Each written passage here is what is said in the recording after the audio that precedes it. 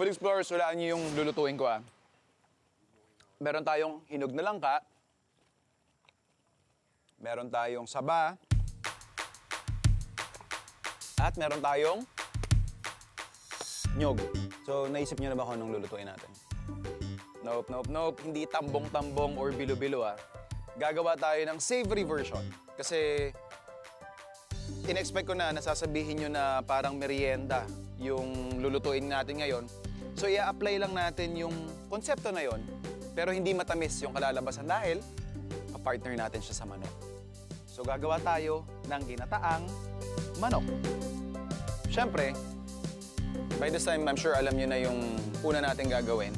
Pag may meat akong ingredient, I always make sure na ito muna yung ginigisa ko or pinagmamantika ko. So, ito yung ating chicken.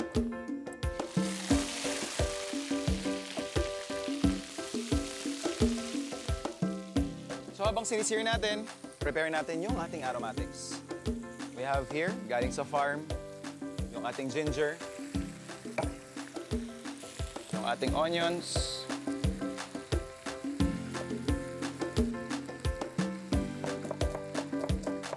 and then after ng ating sibuyas, sunod natin yung ating garlic. Atin ang igigisa, starting with our ginger, then ating onions, at bawang.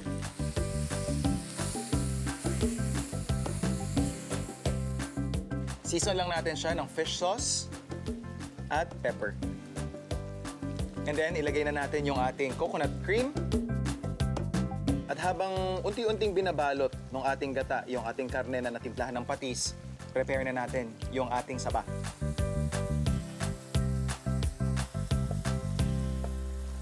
So pagkakat nito, lagay lang din natin sa ating pan. Lagay natin yung ating langka. At yung ating buko. Pakukulan lang natin to for around 15 minutes. After nun, pwede tayo mag-plate. Iba yung ano, ibang ulam kapag may saba, may... Tsaka yung langka, parang ginamit mo siyang pangpatamis. Yes po. Eh, sa inyo po galing yung langka, ma'am eh. Eh, hindi, syempre. Syempre, hinog matamis, sa puno. Hinog sa puno, yes. Pero masarap nga rin yung nakakamay. Sarap ah. Pwede rin ano? Pwede pala. First time ko rin siyang ginawa eh. Para siyang yung mga pininyanghang manok. So, anong tawag mo dito, chef? Ginataang manok.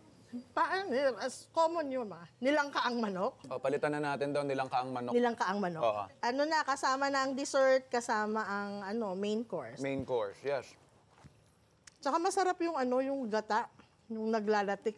O yan, ma'am, kita mo yung Masarap lumalabas siyang na. masarap siyang isabaw, tapos lasa mo yung parang may alat, tapos yung tamis nung langka. Ngayon ako nakakain na yung langka. Na hinog na langka. Hinog na langka na inilahok sa ulam. Ulam, yeah. Akala ko ang gagawin mo ay mga bilo-bilo, nung nagtanong ka ng langka, ng saba. Sabi ko, dessert ang gagawin. Yun pala ay pang-ulam. Pang-ulam. So, masarap. Pasado naman. Tsaka amoy na amoy mo yung langka.